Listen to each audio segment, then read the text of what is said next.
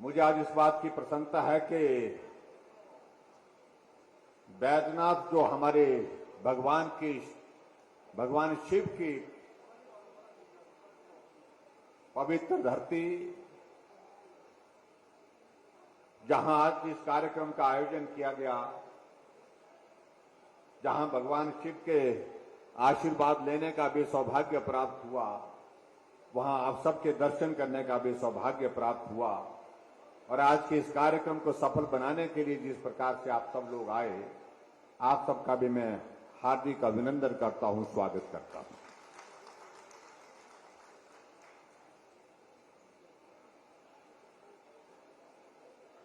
हिमाचल को देवभूमि कहा जाता है, और जब देवभूमि कहा जाता है तो स्वाभाविक रूप से हमारे मस्तिष्क में इस प्रकार का एक चित्रण बनता है कि इस धरती पर देवता निवास करते हैं।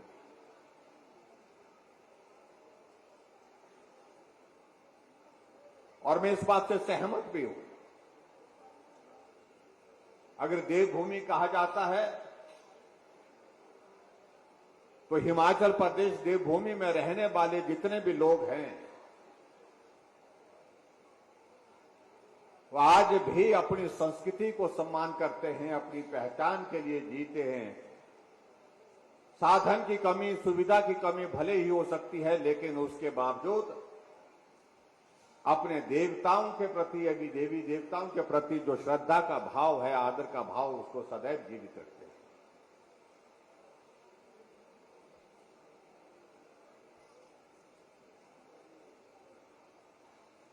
आज आपके बीच में एक विशेष कार्यक्रम के आयोजन के तहत हमारा आना हुआ है।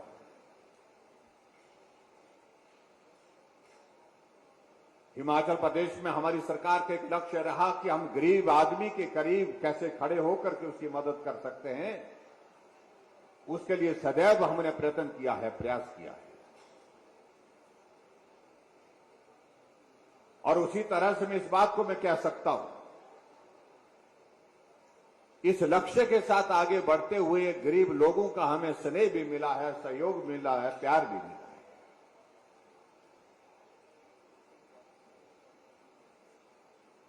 अपने साथियों के साथ चर्चा करने के पश्चात, अधिकारियों के साथ चर्चा करने के पश्चात हम सबके मन में एक विषय आया कि बहुत सारे लोग ऐसे हैं जो गरीब हैं, लेकिन गरीब होने के बावजूद ऐसा नहीं है कि मनुष्य का कोई अपना अरमान नहीं होता है, अपनी भावनाएं नहीं होती है। व्यक्ति चाहे गरीब है, चाहे अमीर है, लेकिन सबकी अपनी भावनाएं होती है, अपनों के लिए भावनाएं होती हैं।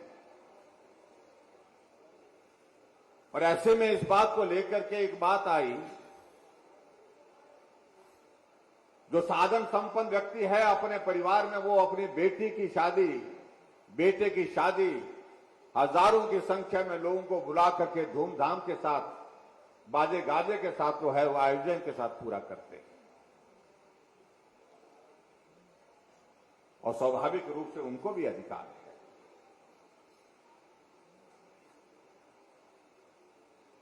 लेकिन एक गरीब आदमी इस प्रकार का भाव सोचता है,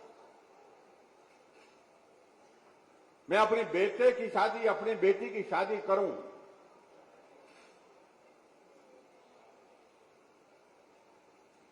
तो उसके लिए पैसे का प्रावधान कैसे हो सकता है, मदद कहां से मिल सकती है। और हमने इस बात को देखा है कि जब इस तरह का आयोजन परिवार में होता है, एक गरीब आदमी भी अपने पास, अगर उसके पास साधन नहीं है, सुविधा नहीं है, पैसे नहीं है, तो अपने साथियों से, सहयोगियों से, रिश्तेदारों से मदद लेकर के अपनी भावनाओं का सम्मान करने की कोशिश करता है, अपने बच्चों के सम्मान की करने की कोशिश करता है।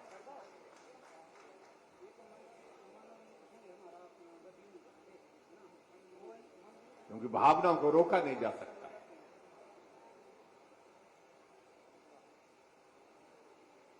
बेटी को विदा करने के लिए जो रस्म करते हैं, चाहे अमीर है चाहे गरीब है, लेकिन भावना उसमें एक ही होती है कि मेरी बेटी मेरे घर से रुखसत हो रही है, दूसरे के परिवार में जा रही है, दूसरे घर को आबाद करने के लिए जा रही है, वो वहां पर सुखी रहे, आराम से रहे, अच्छी जिंदगी वहां पर बिताए, ऐसी भावना सदैव हर व्यक्ति की होती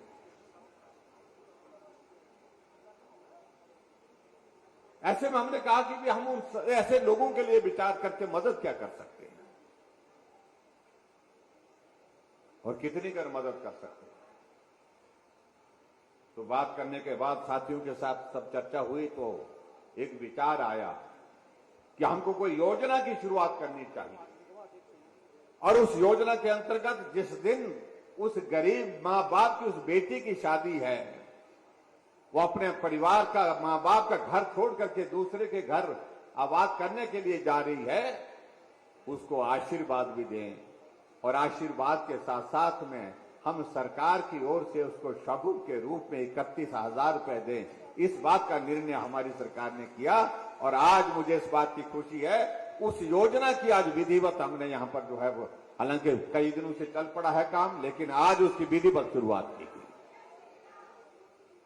मैं इस बात से सहमत हूं, आज के इस दौर में 31,000 बहुत ज्यादा ऐसा पैसा नहीं है कि जिससे बहुत सारी चीजें हो सकती हैं, लेकिन उसके पीछे एक भाव है, पवित्र भाव है कि उस परिवार की, उस बेटी के लिए जो है सम्मान के साथ वो अपने मां बाप का घर रुखसत करके दूसरे घर में जा रही है, तो उसके साथ जो है मां बाप अपनी भावनाएं व्यक्त करते हुए उसको आशीर्वाद दे रहे हैं और सरकार उस सारे मामले को लेकर के उसके साथ खड़ी है। इसलिए हमने कहा कि इसकी शुरुआत करनी चाहिए और मुझे इस बात की खुशी है 1 अप्रैल 2021 को हमने इस शगुन योजना की शुरुआत की और इस योजना की शुरुआत करने के पश्चात धीरे धीरे जब लोगों को इस बात की जानकारी मिली, यहां मैं बच्चों से बात कर रहा था, उन बेटियों से बात कर रहा था, उनको जानकारी मिली, उनके परिवार को जानकारी मिली, आंगनवाड़ी वर्कर के माध्यम से जानकारी मिली कि ऐसी योजना सरकार ने शुरू की है जहां आपको 31,000 रुपए जो है वो शगुन के रूप में आपको शादी करने पर मिलेगा।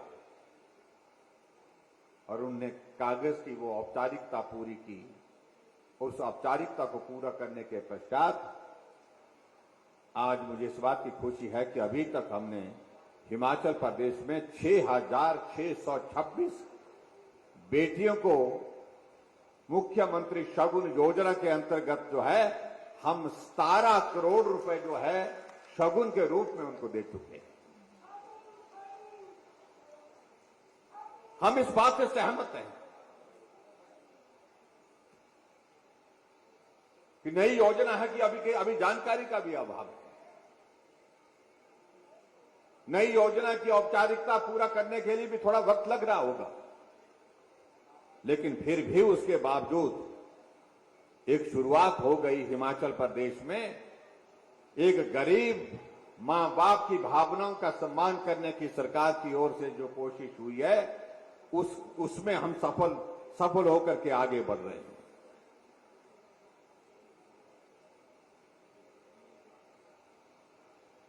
और यहां मैं बात कर रहा था, एक बेटी से बात कर रहा था, मैंने कहा 31,000 रुपए आपको सरकार की ओर से मिला, आपने कहां डाला, क्या खर्च किया उसका? अपने खाते में डाला या अपने पति के खाते में डाला? और वो बेटी कहती है ना पति के खाते में डाला ना अपने खाते में डाला, मैंने अपने पिताजी के खाते में डाला। हमने कहा ऐसा क्यों किया?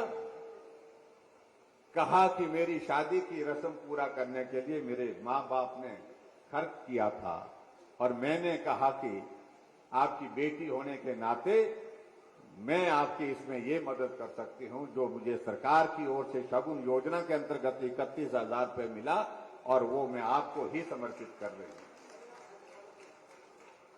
और मैं इस बात को कह सकता हूं एक बेटी ही कर सकती है ये काम, क्योंकि बेटी का भाव अपने मां बाप के प्रति श्रद्धा का और आदर का जिस प्रकार का होता है ये दूसरा कोई आदमी सहजता से सरलता से नहीं कर सकता है।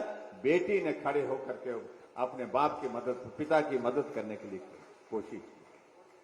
मैं उस बेटी को नमन करता हूं, बहुत बहुत बधाई देता हूं। और इस योजना के अंतर्गत हमारी मंशा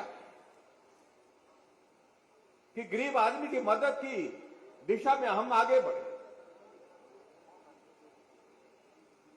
हमारे कई साथी कहते होंगे कि क्या होता है 31,000 रुपए में, क्या होता है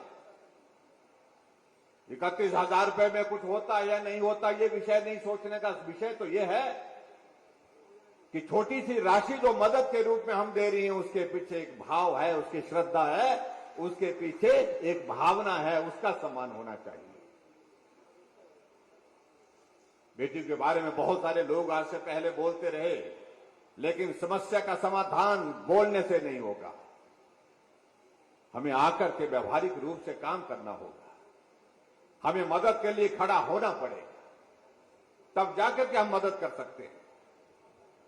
और मुझे इस बात की खुशी है कि हिमाचल प्रदेश में हमारी सरकार ने, जैसे मुझसे पहले भी यहां पर वक्ताओं ने अपनी बात कही, कि एक नहीं अनेक योजनाएं महिलाओं को सुदृढ़ करने के लिए, सुदृढ़ीकरण के लिए, उनको मजबूती देने के लिए, आगे बढ़ने के लिए, उनके सशक्तिकरण की दिशा में हमने कदम उठाए हैं। और मैं इस बात को कह सकता हूं, आज पूरे हिमाचल प्रदेश में पंचायती राज संस्थाओं में 50% आरक्षण का विषय कब शुरू हुआ? जब भारतीय जनता पार्टी की सरकार थी और मैं ग्रामीण विकास और पंचायती राज मंत्री था। उस वक्त शुरुआत की थी। 50% महिलाओं का आरक्षण। हमारे पुरुष भाई और मित्रों का, उनका मूड थोड़ा खराब भी हुआ, लेकिन उसके बावजूद कहा कि चलेगा नहीं। सरकार ने बहुत गलत निर्णय किया, कई लोगों ने इस तरह की बातें कही।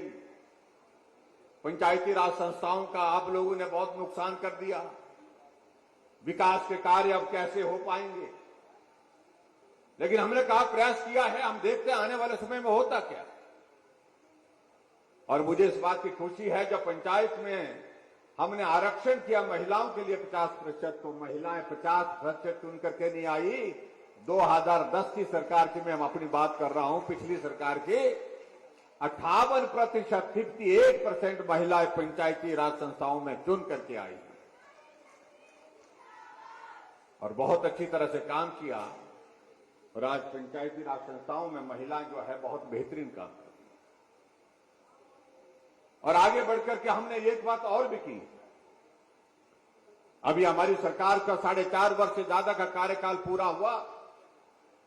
हमने एक नहीं अनेक कदम इस प्रकार से उठाए, जहां हम मातृशक्ति को और ज्यादा सशक्त कर सकते हैं, उस दिशा में हमने काम करने की कोशिश की। पूर्व में सरकार में गुड़िया हत्याकांड जैसी घटना घटित हुई थी। एक बेटे के साथ इस प्रकार का दुर्व्यवहार करने के बाद उसकी हत्या करके उसको जंगल में फेंक दिया गया था। और हमारी सरकार जब बनी तो पहले दिन की कैबिनेट की बैठक में हमने निर्णय किया कि हम हिमाचल प्रदेश में गुड़िया को इस प्रकार से मरने नहीं देंगे। हमने तय किया, गुड़िया हेल्पलाइन की शुरुआत पहली कैबिनेट की निर्णय में हमने शामिल किया, पहले दिन शामिल किया कि आने वाले समय में ऐसी घटना नहीं होनी चाहिए। उसको रोकने के लिए क्या क्या चीजें कर सकते हैं, वो चीजें करने की हमने कोशिश की। और उसके बाद आगे बढ़ करके, और आज मुझे इस बात को लेकर के भी प्रसन्नता है कि हमने जहां सभी लोगों के लिए जो 60 साल की आयु के ऊपर है उनके लिए पेंशन का प्रावधान किया, उसमें विशेष तौर से महिलाओं के लिए और ज्यादा मजबूती के साथ उनको मदद करने की कोशिश की है। एक जमाना होते था महिला घर के हिस्सा होती थी, लेकिन आज का ये दौर ऐसा नहीं है। आज महिला हर क्षेत्र में काम करने के लिए घर से बाहर जाती हैं।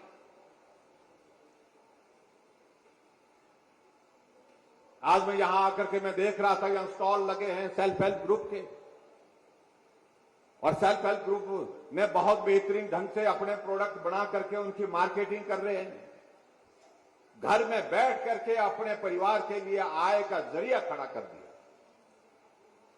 ये सबसे बड़ी बात है। जब हमने इस प्रकार से देखा कि हमारी मातृशक्ति आगे बढ़ना चाहती है, उनके लिए एक और मदद का रास्ता, इन सेल्फ हेल्प ग्रुप के लिए क्या रास्ता निकाले, तो हमने तय किया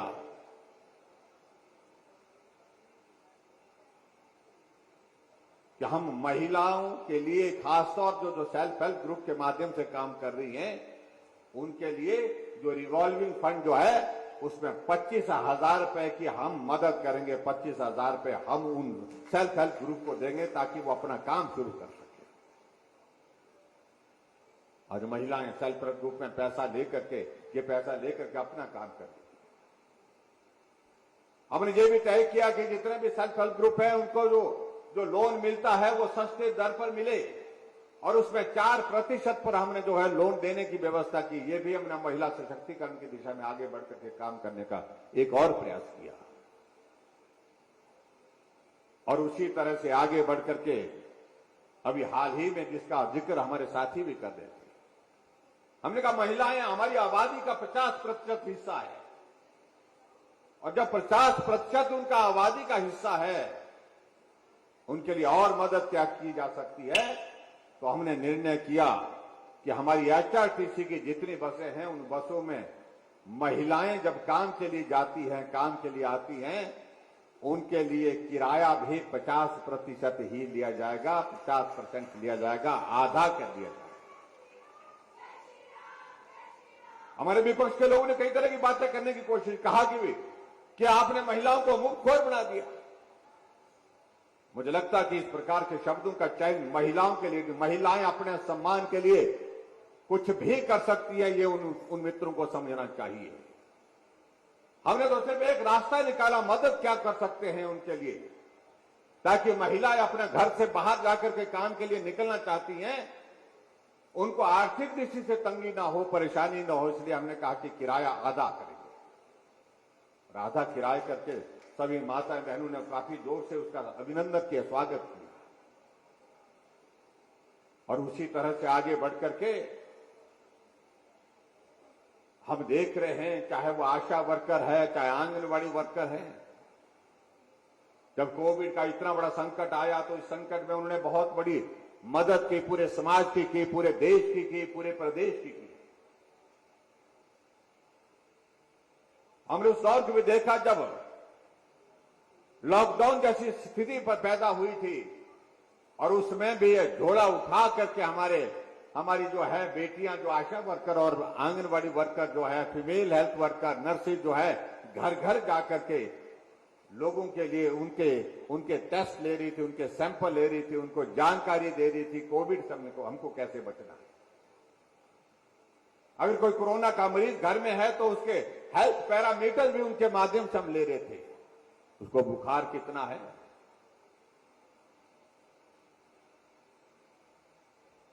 और उसके अतिरिक्त और उसकी पल्स रेट क्या चल रहा है, उसका ऑक्सीजन सैचुरेशन की स्थिति क्या है। हमारे हेल्थ के, चाहे वो डॉक्टर्स हैं, पैरामेडिकल स्टाफ के सारे, चाहे वो नर्सेज हैं, उनका भी बहुत बड़ा योगदान रहा। लेकिन हमारी सबसे ज्यादा उसमें योगदान रहा तो हमारी बेटियों का योगदान रहा, जो इसमें काम कर रही थी। तो स्वाभाविक रूप से आज के दिन मुझे लगता है कि हमको इस बात को नहीं भूलना चाहिए कि बेटियों की भूमिका कितनी महत्वपूर्ण आज के इस दौर में हो गई। आज मैं आपके यहां पर बैजनाथ में इस कार्यक्रम में आया हूं, और मुझे इस बात की भी प्रसन्नता है कि बैजनाथ विधानसभा क्षेत्र के विकास के लिए सदैव जो प्रयत्न करने की आवश्यकता थी, उस प्रयत्न को हमने कभी भी छोड़ा नहीं। हमने क्षेत्र में एक नहीं बहुत सारी योजनाओं के माध्यम से विकास को गति दी। और आज मैं इस बात को भी मैं देख रहा हूं कि हमारे सामने यहां पर एक दीवार पर शिला पट्टिकाएं लगी हैं, जिसमें कुल मिलाकर के 5 उद्घाटन और उसके अतिरिक्त 15 जो है वो शिलान्यास हुए हैं। और उन सबकी अगर राशि अगर जोड़ दी जाए, सबको जोड़ दिया जाए, जो हमारे विपक्ष के हमारे कई साथियों को बहुत बुरी लगती है बात कि उद्घाटन क्यों हो रहे, शिलान्यास क्यों हो रहे हैं, मैं उनको ये जानकारी देना चाहता हूं कि तुम अपने दौर में जब सत्ता में थे, तुम अपने दौर में काम नहीं कर पाए। हमने कोविड के दौर में भी गुजरने के बावजूद हम हिमाचल प्रदेश के हर विधानसभा क्षेत्र के विकास के लिए कृत संकल्प हैं और हम काम कर रहे हैं। और आज मुझे इस बात की खुशी है कि आपके इस विधानसभा क्षेत्र के अंतर्गत 20 योजनाओं के लिए 240 करोड़ रुपए के माध्यम से उद्घाटन और शिलान्यास हुए हैं।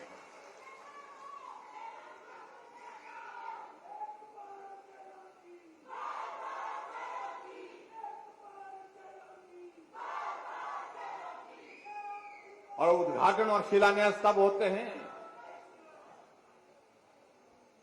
जब उस क्षेत्र में विकास होता है। और मैं इस बात को भी मैं देख रहा हूं, पीडब्ल्यू डिपार्टमेंट में ही हमारे लगभग 97 करोड़ रुपए के उद्घाटन और शिलान्यास आज हुए हैं। और उसी तरह से बैजनाथ में हमारे आईपीएच विभाग के माध्यम से भी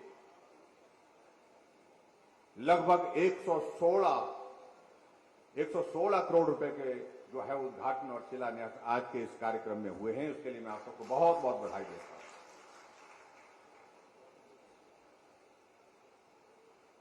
मैं इस बात को लेकर के भी देख रहा था, यहां पर हमारे माननीय विधायक मुल्कराज प्रेमी जी जिक्र कर रहे थे, हम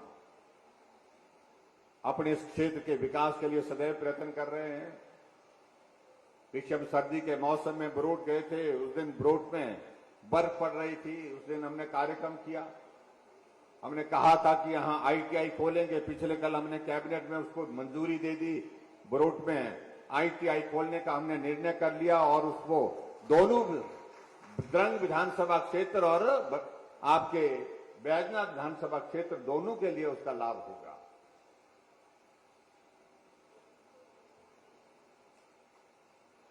और ये भी मैं देख रहा हूं कि आपके यहां पर करीब 10 करोड़ की लागत से छोटा बंगाल में मुल्तान में एक कंबाइंड ऑफिस बन रहा है, उसका कार्य जारी है, उस भवन का निर्माण का कार्य जारी है। सकड़ी में लगभग 9.5 करोड़ की लागत से आईटीआई के भवन का कार्य जो है वो निर्माणाधीन है, यानी कि वो काम चला हुआ है। आयुर्वेद कॉलेज हमारा जहां पर भवन की आवश्यकता थी, उसके लिए centre of excellence for geriatric care के लिए, उसके लिए भी 8 करोड़ 38 लाख की लागत से उसका काम वहां पर चला हुआ है। खेती के भी सबस्टेशन के लिए वहां पर यहां पर बिजली की सप्लाई सुचारू रूप से हो, 6 करोड़ 60 लाख की लागत से वो कार्य भी चला हुआ है। आपकी वाटर सप्लाई की स्कीम, धान पानी सप्लाई स्कीम का निर्माण कार्य जो है लगभग 6 करोड़ 90 लाख की लागत से वो भी चला हुआ है। और इसी तरह से एक हमारी रक्कड़ में झरना पानी की स्कीम का उसका कार्य भी 11 करोड़ की लागत से जारी है।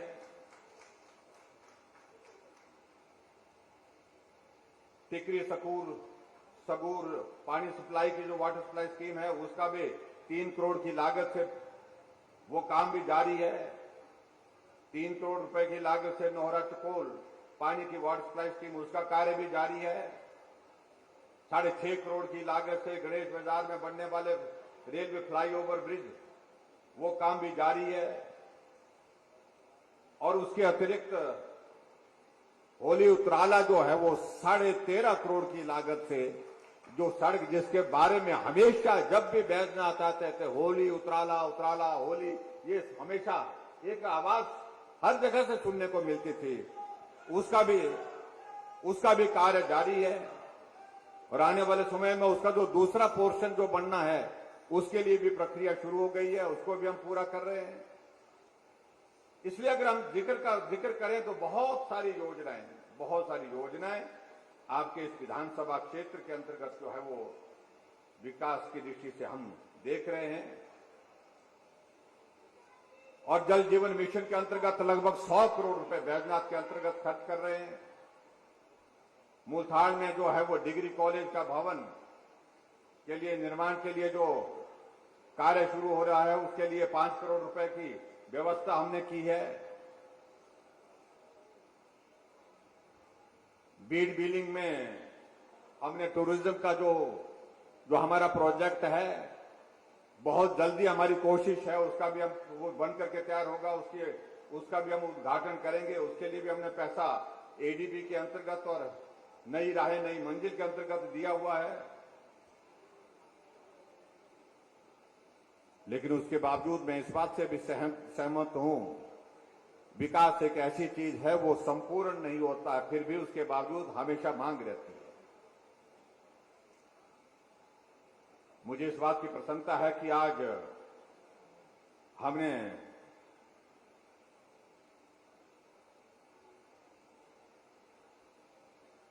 हिमाचल प्रदेश में एक नई शुरुआत भी, जिस योजना का हमने बाल पोषण योजना जिसका हमने जिक्र किया, जिसकी लॉन्चिंग विधिवत आज यहां की, उसके माध्यम से ये बहुत आवश्यक है कि हमारे आने वाली जो जनरेशन है वो मजबूत हो, दिमाग से भी और शरीर से भी मजबूत हो।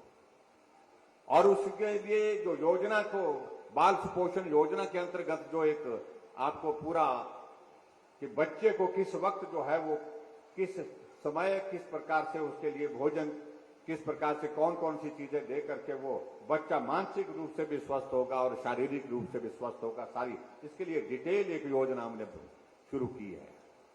हालांकि हिमाचल प्रदेश उस पैरामीटर में पूरे देश भर में उन राज्यों में है जहां हम बहुत बेहतर काम कर रहे हैं, अच्छा काम कर रहे हैं, लेकिन फिर भी उसके बावजूद दूर दराज के इलाकों में कई जगह ऐसी भी परिस्थिति है जहां अभी तक और बेहतर काम करने की हमको जरूरत है। उस काम को भी हम पूरा करेंगे और मुझे पूरा भरोसा है उसको हम करेंगे।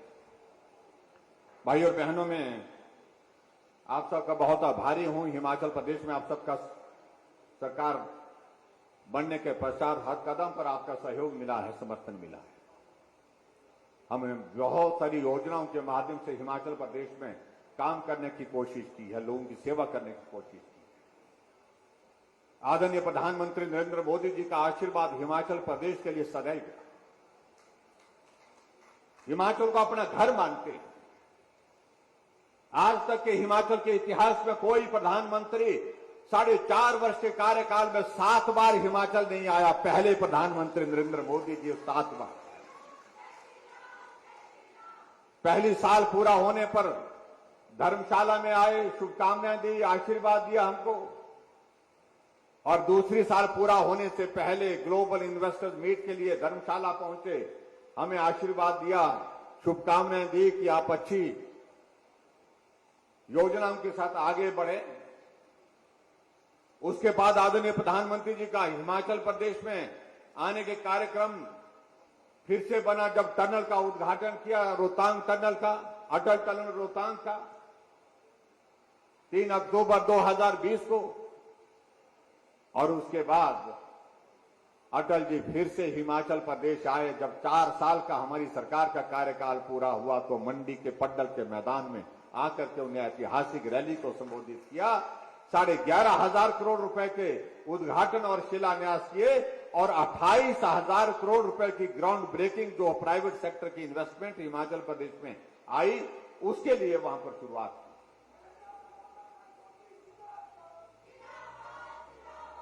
और यही नहीं, उसके बाद जब 8 साल का कार्यकाल आदरणीय प्रधानमंत्री जी का बतौर देश के प्रधानमंत्री के नाते पूरा हुआ, उन्होंने कहा कि मैं हिमाचल आकर के देवभूमि हिमाचल प्रदेश से पूरे देश को संबोधित करूंगा। 8 साल पूरे होने पर और दिल्ली से आए, शिमला के रिज के मैदान में पहुंचे। पूरे देश के मुख्यमंत्री उस कार्यक्रम में जुड़े हुए थे वर्चुअल माध्यम से, और आप लोगों ने देखा हुआ रिज के मैदान में पहुंचने से पहले प्रधानमंत्री जी जब शिमला के माल रोड पर पहुंचे तो उन्होंने गाड़ी छोड़ करके कहा, ये माल रोड मैंने वर्षों तक पैदल चली है। मैं लोगों को मिलता था, लोग हमें मिलते थे, लोगों के साथ बातें करते थे। आज हम पैदल चलेंगे, माल रोड के एक कोने से दूसरे कोने तक पैदल चले। लोगों ने उनको सर आंखों पर बिठाया, लोगों ने उनका अभिनंदन किया, स्वागत किया और उन्होंने भी उनका अभिवादन स्वीकार किया। और इसके मैदान से उन्होंने पूरे देश को संबोधित किया। 700 से ज्यादा जिले वर्चुअल माध्यम से उस वक्त जुड़े हुए थे। प्रधानमंत्री जी ने 17 लाख लोगों के साथ सीधा उस दिन जो है अपना संबोधन लोगों तक पहुंचाया। और उसके बाद कुछ दिनों के पश्चात फिर प्रधानमंत्री जी हिमाचल आए और मुख्य सचिवों का सम्मेलन था। चीफ सेक्रेटरी कॉन्क्लेव में धर्मशाला आए और धर्मशाला आए ही नहीं, एक दिन रुके, 2 दिन रुके। और पहली बार मुझे लगता है कि अगर मैं गलत नहीं हूं तो हिमाचल के इतिहास में कोई प्रधानमंत्री धर्मशाला में आकर के रात को रुके होंगे, ठहराव किया होगा सर्किट हाउस में। अगर वो है तो नरेंद्र मोदी जी हैं। और वहां पूरे देश के लिए उन्हें एक नक्शा बना करके तैयार किया कि हमको आने वाले समय में किस प्रकार से प्रशासनिक व्यवस्था को चुस्त दुरुस्त करके जो है लोगों की सेवा करनी। हमारे मित्र कई बहुत परेशान होते हैं, मोदी जी आ गए, फिर आ रहे हैं, परेशान हो जाते हैं। हमने कहा आ रहे हैं, क्योंकि उनके जमाने में तो प्रधानमंत्री आते नहीं थे। एक बार आए थे और कुछ थोड़ी देर के लिए रुके थे और उसके बाद चले गए। और मैं आपके बीच में ये भी कहना चाहता हूं कि बहुत जल्दी आदरणीय प्रधानमंत्री हिमाचल प्रदेश में फिर से आने वाले हैं और फिर आकर के हिमाचल के लोगों को संबोधित करने वाले हैं, हिमाचल के लोगों को मिलने वाले हैं। हमने हिमाचल में लोगों के लिए मदद करने की कोशिश की, उनके सेवा के भाव के साथ उनके लिए खड़े होकर के मदद करने का हमने सदैव प्रयत्न किया है। ये पूरा हिमाचल एक है, ना ऊपर की बात है ना नीचे की बात है। हम सारे हिमाचली एक होकर के काम करेंगे, हिमाचल की मजबूती के लिए काम करेंगे। इस भाव के साथ हमने सदैव काम करने की कोशिश की। हमने इस बात को भी सुनिश्चित किया कि हम बदले की भावना से काम नहीं करेंगे। हम हिमाचल प्रदेश को देवभूमि कहते हैं तो देवभूमि कहने के अभिप्राय यह है कि हम यहां पर काम भी उस प्रकार से उस संस्कृति के मुताबिक करें। बदले की भावना, राजनीतिक प्रतिशोध की भावना के साथ काम न करें। हमने प्रथा को आगे बढ़ाने के लिए प्रयत्न किया है, कोशिश की। भले ही हमारे साथी विपक्ष के लोग कुछ भी कहते हो, ये हो गया वो हो गया, काम हमेशा संपूर्ण हो जाएगा, काम सब खत्म हो जाएंगे, ये कभी हो ही नहीं सकता। सत्ता में हम रहें चाहे तुम रहें, कोई भी रहे, लेकिन उसके बावजूद जिंदगी खत्म हो जाती है, लेकिन काम खत्म नहीं होते हैं। लेकिन हमारा भाव काम करके सेवा का किस प्रकार का है, इसको लोग याद रखते हैं। ये मैं कहना चाह रहा हूं, इसको सदैव याद रखते हैं। इसलिए हमने हिमाचल प्रदेश में बुजुर्गों के लिए पेंशन की शुरुआत की। जो बुजुर्गों के लिए 80 साल के बाद पेंशन का प्रावधान किया जाता था, हमने 60 साल से ऊपर के बुजुर्गों के लिए पेंशन का प्रावधान किया। वो 4 लाख लोगों को पेंशन देते थे, हम 7 लाख लोगों को पेंशन दे रहे हैं। वो 400 करोड़ रुपए खर्च करते थे, हम 1300 करोड़ रुपए खर्च कर रहे हैं। फिर भी उसके बावजूद कहते हैं कि जयराम से पूछो कि क्या किया। हमने हर घर में गैस का चूल्हा पहुंचाया। कांग्रेस को मित्रों को पूछो कि कहीं एक घर में भी आपने चूल्हे की तो बात, गैस के चूल्हे की तो बात छोड़िए, आपने स्टोव पे दिया? कहीं नहीं दिया। हमें 3,32,000 गैस के चूल्हे घर घर में पहुंचाए, हर घर में पहुंचाए। और हिमाचल पूरे देश में पहला राज्य है जहां हर घर में गैस का चूल्हा है। गरीब होने के बावजूद भी घर में गैस है। और हमने हिमाचल प्रदेश में गरीब आदमी का इलाज, सरकार उसका खर्च उठाए, उसके लिए हिमकेयर की शुरुआत की। वो 50 साल सत्ता में रहे, लेकिन गरीब आदमी जब बीमार होता है, उसके घर में किस तरह की परिस्थिति होती है, उसके परिवार के लोग कितने तनाव में होते हैं। घर में परिवार का सदस्य पीड़ा से चिल्ला रहा होता है, कहरा रहा होता है, लेकिन घर में उसकी पीड़ा को समझते हैं, लेकिन उसका इलाज करने की परिस्थिति में नहीं है क्योंकि पैसे नहीं। कई लोग जमीन गिरवी रख देते हैं, घर गिरवी रख देते हैं इलाज के लिए, अपने परिवार के उस सदस्य के जीवन बचाने के लिए गहने गिरवी रख देते हैं। लेकिन कभी भी सरकार ने सोचा नहीं कि ना जमीन गिरवी होनी चाहिए गरीब की, ना गहने गिरवी होने चाहिए, ना घर गिरवी होना चाहिए। यहां सरकार को मदद के लिए खड़ा होना चाहिए, हमको कोई योजना शुरू करनी चाहिए। ये भाव कभी भी किसी सरकार के दिमाग में आया नहीं, लेकिन हमने शुरुआत की, हमने हिमकेयर की शुरुआत की। 5 लाख रुपए तक उस गरीब आदमी का इलाज मुफ्त करने का जिम्मा हमारी सरकार ने लिया। ये भी हिमाचल प्रदेश में हमने एक उस दिशा में एक प्रयत्न किया जिसमें हम आज गरीब लोगों को मदद कर रहे हैं। कोई आदमी अगर बिस्तर पर पड़ा है, ऐसी बीमारी लग गई, उसका इलाज करना कठिन है, लंबा सारा जीवन भर उसका इलाज होगा, उसके लिए सहारा योजना का इंतजाम किया। उस आदमी को जीवन भर जब तक वो जिंदा है, हम सरकार की ओर से 3,000 रुपए उस खाते में, उसके खाते में मदद के रूप में डाल रहे हैं। सरकार तो पहले भी थी और कहते हैं कि बहुत अनुभवी लोग थे, और क्या कहा जाता है कि बहुत बड़े लोग थे। मुझे मालूम नहीं बड़े लोगों का अभिप्राय क्या होता है, लेकिन मैं इतना मैं लोगों कहना चाहता हूं, लेकिन उस गरीब आदमी की क्या पीड़ा को समझा दो। आदमी किसी बीमारी का शिकार हो गया और उस बीमारी का इलाज सारी जिंदगी भर उसको करना होगा, बिस्तर पर पड़ा है, चल नहीं सकता है, अपना काम नहीं कर सकता है। कभी अपनी भावनाएं उसने व्यक्त की उस सरकार ने, कैसे आदमी के लिए मदद होनी चाहिए। आज मेरी सरकार 20,000 ऐसे लोग जो बिस्तर पर पड़े हैं, चल नहीं सकते, अपना काम नहीं कर सकते हैं, हम उनके लिए मदद के रूप में 3,000 रुपए हर महीने उनके खाते में डाल करके मदद करें। ये भाव कभी नहीं आया। सत्ता में आने के बाद सत्ता का असर दिमाग पर इस कदर चढ़ जाता था, ना गरीब दिखता था, ना बीमार दिखता था। ये परिस्थिति थी सरकार। ये अंतर है जिसको समझने और समझाने क्या। और आज हम जिस कार्यक्रम को यहां पर कर रहे हैं शगुन योजना के माध्यम से, उसमें भी भाव आप देखिए, एक गरीब बेटी के भाव को सम्मान देने की हमने कोशिश की, उसके मां बाप के भावनाओं का सम्मान करने की हमने कोशिश की है। हम आपके लिए खड़े हैं, हम आपकी मदद करेंगे, ज्यादा नहीं थोड़ी है, लेकिन फिर भी करेंगे। इसलिए भाई और बहनों, बहुत सारी चीजें ऐसी हैं जिन बातों को लेकर के हम बहुत लंबी बात कह सकते हैं। मैं समझता हूं कि समय की बहुत लंबा समय होने के कारण जो है अब ज्यादा बोलना उचित नहीं है। मैं आप सबके बीच में इतना जरूर कहना चाह रहा हूं, हिमाचल प्रदेश में भारतीय जनता पार्टी की सरकार है और केंद्र में भी भारतीय जनता पार्टी यानी कि एनडीए की सरकार है।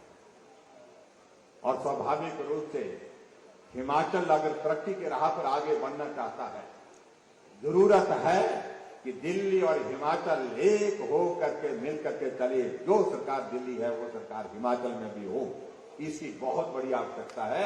और ऐसे में आप सबका आशीर्वाद चाहिए। आने वाले समय में नवंबर दिसंबर के महीने में जब भी चुनाव होगा, मुझे पूरा भरोसा है भगवान भोले की इस धरती बैजनाथ में भी आप सबका आशीर्वाद हमको मिलेगा।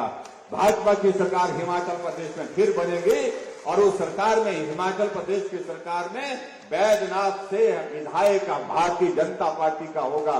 इस बात को लेकर के मुझे पूरा विश्वास है, इस काम को आप करेंगे।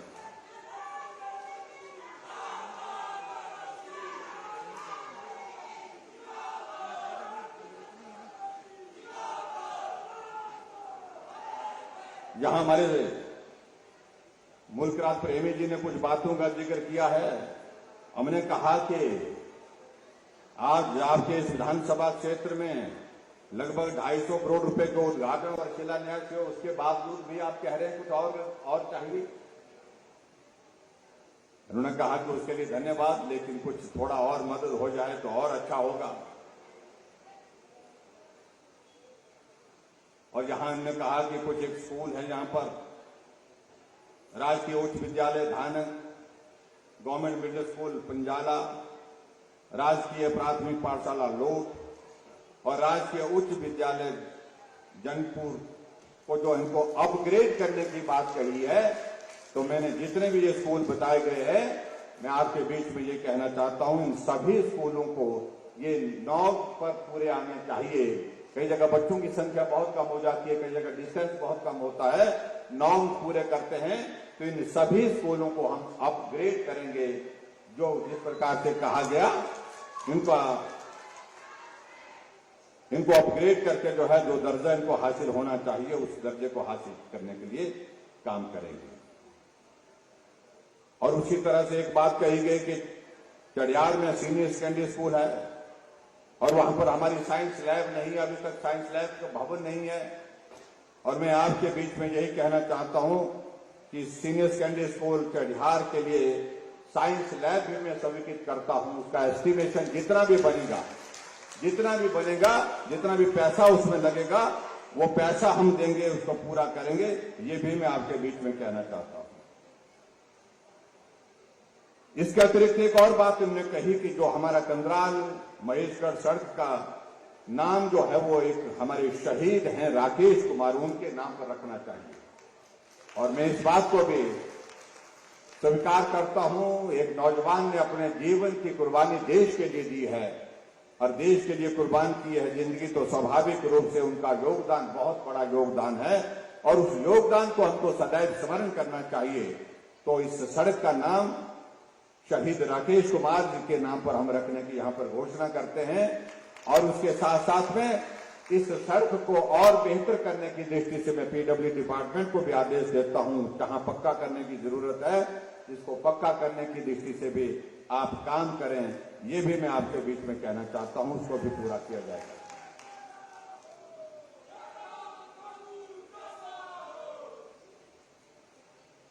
और एक और यहां पर बात कही गई है, खीर गंगा घाट से शिव मंदिर बैजनाथ हेतु लिफ्ट का निर्माण किया जाए, सीतारमणी तक पैदल पुल चलने के लिए जो है वो उसके पुल का निर्माण किया जाए। इन दोनों चीजों के लिए मैं यही कहना चाह रहा हूं, इन दोनों चीजों का एस्टिमेशन पीडब्ल्यू डिपार्टमेंट बना करके तैयार करे और इसको भी हम पूरा करेंगे। ये भी मैं आपके बीच में कहना चाह रहा हूं। एक और बात यहां पर कही कि बैजनाथ विकासखंड की 3 पंचायतें लंबा गांव व 7 पंचायतें पंचरुखी के साथ हैं, उन्हें विकासखंड बैजनाथ से जोड़ा जाए। कामकाज की दृष्टि से कहा गया कि नहीं तो थोड़ा वो हमको उल्टा पड़ रहा है, कामकाज के लिए जाना पड़ रहा है, तो इसलिए इसको भी मैं जो एडमिनिस्ट्रेटिव रिपोर्ट हमारी आएगी उसके मुताबिक जिस प्रकार से मांग की है उस प्रकार से हम इसको पूरा करेंगे।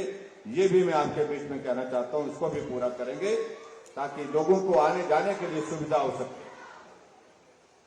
और इसके अलावा एक और बात कही गई है, तिरहेल खुडली सड़क में रेलवे ओवरब्रिज, हालांकि एक रेलवे ओवरब्रिज के लिए हमने, क्योंकि इसमें बहुत एक लंबा प्रोसेस होता है, रेलवे डिपार्टमेंट के साथ टेकअप करना पड़ता है, उस सारी चीज के लिए पहले भी एक रेलवे ओवरब्रिज के लिए हमने शुरुआत की थी, उसका काम शायद चला हुआ है जिस प्रकार से बताया गया। और इसको भी हम रेलवे डिपार्टमेंट के साथ टेकअप करेंगे ताकि ये रेलवे ओवरब्रिज जो है बन करके तैयार हो, लोगों को आने जाने के लिए कठिनाई ना हो, उस दृष्टि से इसकी सुविधा हो, इस बात को भी हम सुनिश्चित करेंगे। ये भी मैं आपके बीच में यहां पर कहना चाहता हूं।